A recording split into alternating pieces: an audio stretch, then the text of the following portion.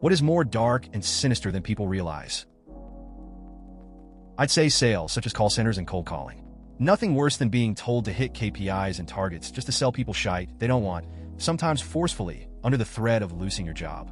Been there, never doing it again, no matter how desperate. Such an unethical practice when you think about it.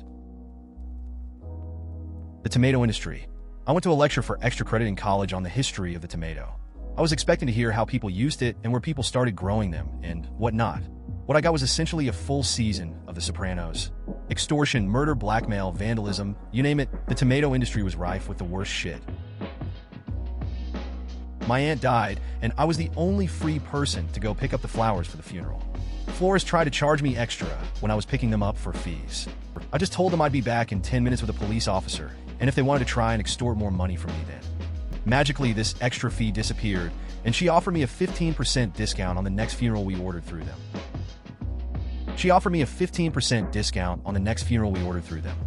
Smart, since she was flirting dangerously close with it being hers. Worked in this industry, and people need to understand how little of the money they put in is actually going towards flowers. Most use services like Teleflora or some other site that sends the order to a local florist, minus about 35% of what the customer spent. This means that the florists themselves only have about 65% of your budget to make the actual item, and their margins suck to begin with.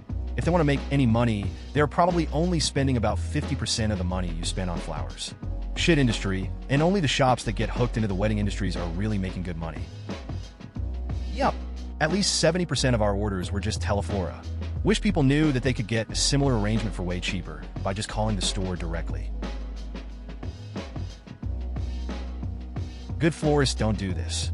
I grew up in a flower shop and yes, upsell weddings, any celebration. But when it came to funerals, it was, what is your price point? Here's what we can do within the price point. The real shit part is the online sellers 1,800 Flowers and Telefloral. They take 30 to 40% of profits. So you order $50 flower arrangements, but the florist can only sell you $35 worth of flowers or they'll lose money. My grandma is 97 and is on home hospice. I take care of her for the most part, but people from the hospice company come a few times a week to help out. One of the things the hospice company offers is a respite period. Every few months, we can take grandma to a 24-hour care facility for a few days. I was very hesitant at first, but grandma wanted to see what it would be like to stay there. She stayed there for 5 nights, and they were supposed to give her medication a total of 10 times. When I got her home, I realized they forgot to give her medication 4 times. Once in the morning and 3 times in the evening. At her age and the medication she's on, that could have been dangerous. If it was happening to her, for sure it was happening to others. I agree, especially poor bed is sold at big box pet stores. In fact, big box pet stores in general. I hate how they sell fish, birds, hamsters, guinea pigs, etc. They give terrible advice, like those horrific cages they think are appropriate for hamsters and guinea pigs, or the bowls for bettis. I've stopped shopping there. I'm sure Chewy has issues, but at least they don't sell animals. The big box stores are the worst offenders, but even small local stores will still keep bettas in tiny bowls or sell cichlids to whoever. Goldfish, too, require large tanks, but people keep them in tiny bowls. I briefly volunteered at an aquarium as part of a young biologist course. Seeing sharks and other larger ocean creatures quarantined in porta-pools on the rooftop, swimming in small circles for months. No, we went nuts during a couple of months of lockdown. At least when that ended, we had more freedom of movement. It was awful.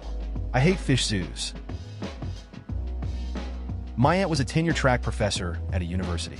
She didn't get tenure, so she had to move to a new school to get it. She made a comment once I've never forgotten. Do you know why the politics in academia are so vicious? Because the stakes are so low. Never worked in academia, but I can totally see how that would be the case. You may want to take a seat, but professional writers employed by any industry, especially freelancers, if you go that route, spend most of our time looking at the dark underbelly of their company. They hire us to take the stink out of their shit. If it already smelled like roses, they wouldn't need us. Exception. Technical writers have to translate whatever bizarre engineering shorthand they're given into something a human being can read. And a huge source of microplastics from all the synthetic fibers used. To say nothing of the fact most stuff is only getting worn 6 to 7 times before being tossed, if that. By cotton, wool, or linen if you want garments that last. More expensive up front, but far cheaper and healthier in the long run. Animal shelters completely upfront about things. 1. Please take these animals, or we have to kill them too. These animals are rejects and probably have problems. 3. We need donation, or we will kill them faster. It might be grim reality, but never saw a shelter dishonest about what happens to the animals that stay too long. Don't equate shelters with farms or kennels. Those are really sketchy. True. I worked in a T-Mobile call center about 12 years ago. People were calling in to try to reduce their monthly bill, but we were required to try and make a sell on each and every call. Of course, I can remove some of these extra add-ons. Say, would you be interested in a monthly subscription for cute ringtones? Oh, and every service that customers had us remove counted against the daily quota we were required to hit. I've been in it for years as a musician, and I gotta say you're very, very correct. As an opening act, we will play sold-out shows of 1,000 or more people. The headliner gets their asking price, and each opening band will be paid $100 to $150 for the whole band. The venue keeps the rest. On top of that, if it's a Live Nation show, they take 30% of your merch sales too. Musicians struggle and starve while industry people get rich. C'est la vie. This should be one of the highest comments this thread.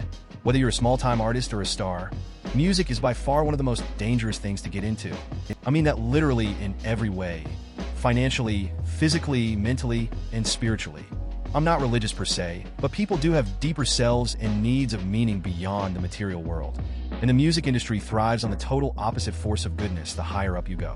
Bizarre practices going back generations. The attraction of personality disorders the higher you go, and the prizes that aren't exactly fulfilling or meaningful the more you think about it as an adult. Cool. You get to be famous and have a multi-million-dollar contract. Now everyone wants your spot. If you do the wrong thing, weirdos know who you are, and that contract 9 times out of 10 is more like a glorified loan with major strings attached. Even the successful ones end up with mental health challenges because it just doesn't add up to an organic life unless you're truly built for it. Basically, you better be ready to fight on the daily to maintain your survival. As someone who worked and grew up in the business, I would specifically say anything to do with music is insanity. Way worse than film/TV. Most people in the film/TV business are like union electricians, transportation coordinators, assistant editors, grips, ADs, UPMs, stagehands, and camera assistants who go to work and go home. Those are long, tiring days, and you don't really have the bandwidth to be partying all the time. Only above-the-line people, B-list actors, producers, some directors, some writers, get to be crazy by and large. But with music, it's just craziness. At all levels. It doesn't matter genre. It doesn't matter if you're a roadie or second trumpet in a drum corps. Symphony orchestra, CCM, gospel, Broadway, pop music, jazz, in an executive position, marketing, recording engineer, all at some point get wrapped up in crazy shit. Or know someone who has gotten into some crazy shit. Even industries tangentially related to the music business like nightlife fall into the same category. I got involved in Canadian politics for a little while in the 90s. I knew some people going down to this campaigns and elections conference being held in Washington and wound up going with them to see what it was all about. It was an eye-opener, particularly for a naive, polite Canadian kid just dipping his toe in it for the first time. I'm sure by today's standards a lot of it was pretty tame, but even still, there were incredibly blunt, unapologetic sessions on practically everything to do with it. I vividly recall a session on getting out the vote that covered off all the main tactics employed with various minority groups and just being shocked that people would even say these things out loud, let alone actually do them. I did not last long in politics. I dated a model a few years ago. Her agency put her up in an apartment in NYC. She had a pretty good run, but after a year or so they chewed her up and spit her out. Her look was getting old, and they got their use out of her. She ended up back home with nothing to show for it. That's when I met her. We were dating for about a month when she asked if I knew how she could get some painkillers. I was pretty shocked and didn't know why she would be asking me. Apparently while modeling, of course eating was highly frowned upon. She and many others replaced eating with some addiction, alcohol, drugs, etc. She would get the occasional layout in a magazine, but she said most of her time was spent fighting off advances from slime balls in the industry. The next time I saw her was when I visited her in the hospital. She was having severe problems with opioid withdrawal. I hope she's doing well these days. Have a good friend who models. There are so many schemes they pull similar to MLMs. For example, models have to pay out of pocket for expensive test shoots to provide agencies images they then use to market the models. Agencies also expect models to be on call at any time for last-minute gigs. Sometimes agencies will put models on the back burner and not put them up for any gigs, and models are stuck in contracts preventing them from working with other agencies. Not to mention they take forever to pay them for work. She has said many times models really need to unionize as it's such a predatory industry. Personally, I only pay attention to something on the bestseller list once it has been on there for about 6 months. To make the list in any given week, you only have to sell 5-10K copies. So not so hard to do as a one-off thing, and forever say you are a New York Times best-selling author, and your book gets to claim that for eternity as well. I was just talking about this with a friend of mine. Her family member desperately needs residential treatment for alcoholism. The rehabs that take her public insurance have long wait lists and won't let people smoke cigarettes. So it's an uphill battle to get someone into one of those, and or to convince them to go. Trying to kick more than one addiction at once is extremely rough. She started looking for other options. The cheapest she could find in our area was $25,000 a month. Most expensive was $85,000 a month for a 3-month treatment course. So now she has her very high-risk, volatile family member crashing on her couch while they try to figure out a way to get them into the care they desperately need. Have you ever met one of those crazy Disney people that like live and breathe Disney? I worked with a guy once that was basically in a cult of the mouse. He was getting close to retirement, and his plan was to move to California and take some low-paying job at the park and work there for the rest of his life. I don't think this is true. Cut the downvotes. Not all over the world anyway. People only think of policing as the police who patrol the streets in uniform, and even then, they probably only focus on the negative interactions that they hear about. There's a lot more to policing than what comes to mind. Counterterrorism, child abuse teams, homicide investigation. All full of effective and motivated people doing their best in an impossible system. I had a similar experience at a bakery my family had been using for years. As soon as they heard it was for a wedding, the wedding book came out and the cake we wanted wasn't available. And the cheapest cake we didn't want was $300. We ended up ordering a cake out of awkwardness. Canceled that later by phone, and ended up getting 2 cakes from a different bakery for our small family wedding for under $100. You can get good care at these places if you have an advocate, a friend or family member who visits constantly, at different times and different days, is personally acquainted with, and in constant contact with staff and management, and keeps a close eye on their loved one on a daily basis. Basically, you need to be a huge pain in the ass. It's sad it has to be that way, but it does, and I say this as someone who has 2 loved ones in assisted living up until their passing. That said, think about all the people in these places who do not have a strong advocate on their side. Uneasy face. I used to work as a marketing coordinator for a luxury retirement home. We were told to respond to, "I don't want to take away from my children's inheritance with you've given your children life." That was the greatest inheritance they could have received. Your children aren't going to want the money. They just want you to be live long and healthy. It's time to invest in you face vomiting. And they often hire shady people too. My great-great-grandma was in one, and a nurse stole her phone, which had my wife and I's Amazon shopping account on it. She got $100 in DoorDash gift cards for herself, and used her boyfriend's email that contained his name. We called the nursing home to inform them. They essentially shrugged their shoulders. Called the county sheriffs where it happened. They said they was familiar with who they were, and they would get in touch with us. Never heard back from anyone even after calling back. This happened to my mother. She was the registered dietitian for a few care homes while I was in middle school and high school. She more often than not had to go out and buy stuff for residents and feed them herself to make sure they were actually eating, because there wasn't enough care staff to individually care for each resident, and if residents became underweight, she'd get reamed by the upper management. And that was on top of managing a bunch of kitchen staff and designing the meals for the week that fit the dietary needs and restrictions of several dozen elderly residents. The house winning is not the dark part of the operation. In fact, it's not dark at all. The base business model of casinos is trading money for hope and entertainment, which is not a secret nor immoral. There are many immoral parts in the sector, of course, but the house always wins is not a diss to the house, it's just stating the business model. Just yesterday, I got a notification the lottery app was installed on my phone. I never downloaded it. It just popped up. I uninstalled it right away. I thought it was creepy and disturbing. People's lives are being ruined. They don't even have to leave their couch. I know a woman with a 6-figure income who was doing well traveling and enjoying things like that. She started on that FanDuel shit, now mentions money is tight. How far will that go as time goes on? It feels like a disease. I'm a male in my mid-30s, and I would guess 75% of my closest friends place at least one sports wager daily on their app of choice. The worst part is that all of these guys are apparently the exception to the rule. Miraculously, they're all somehow up big on the house and just keep rolling. I'm pretty convinced they maintain a long memory on the wins and a short memory on the losses. I suffered through one of those a while back for a factory job. They also made it practically impossible to take time off. Then they put a bunch of fees on your paycheck. I was supposed to be making $10 an hour, but after all the fees they took from me, I might as well have been making $6 an hour. I had wonderful co-workers at the store I used to work at. We all valued educating ourselves and doing our due diligence. One of my managers had been in the saltwater hobby for decades, and working with him was an invaluable experience. That being said, I hated live animal sales, and it's why I ended up quitting. We were allowed to deny sales with impunity, but too many customers were impulsive, refused to do their own research, or considered animals as toys for children. Corporate stands of care were extremely outdated, cost-effective, and provided a terrible example for customers. I can only do so much. I love reptiles, but there are too many species that are irresponsible to sell to the general public. I used to have two bettas, one in a 10-gallon tank and another in a 12.5-gallon tank.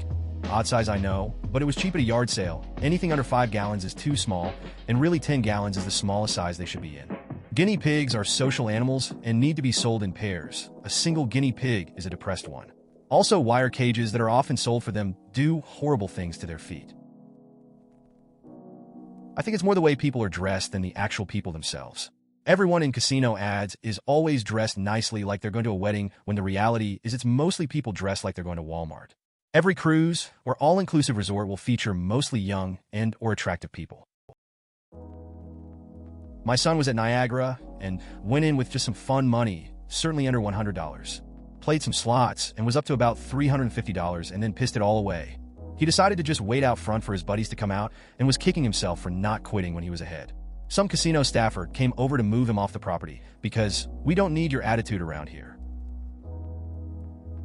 Yep, family friend got his PhD and was excited to start his career in university research and teaching.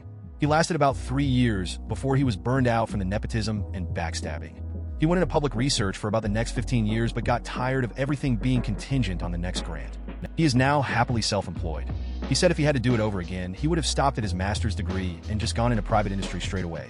He would have gotten paid more, had better job CCU righty, and likely a better working environment. Getting tenure at another institution is about the best outcome of not getting tenure the first time around. There are unfortunately just some schools that don't really give tenure, like Harvard. So if you get hired there as an assistant professor, you're basically resigned to being still on the job market. It's pretty ridiculous. If you're a PhD student, your advisor has near total control of your life and working conditions. You either put up with their nonsense, or you throw away a few years of your life finding another program and starting over. Advisors are mostly selected based on their ability to perform research and/or get grants, rather than their interpersonal skills. As such, many are abusive towards their students who have little or no recourse. Many don't even see themselves as abusive and view it as more of a hazing ritual they went through as students and must therefore inflict on the next generation in order to produce good PhDs. This is why I let my license expire and moved away from it. I don't see how you can be honest and make it as an agent. I can't do that shit. Can't mislead people into making 30-year commitments on a crappy place. Never mind how many agents I interacted with that did that shit so casually or are rude to work with. God forbid you're on the buying side asking questions for your clients and they have to answer anything more than the minuscule amount of info in the listing. Nowadays, it's even worse. I've seen no inspections from agents trying to sell shit quickly, and it does. Not a chance I'll tell someone to buy a $300K home without a proper inspection. Please consider subscribing if you enjoyed. Love.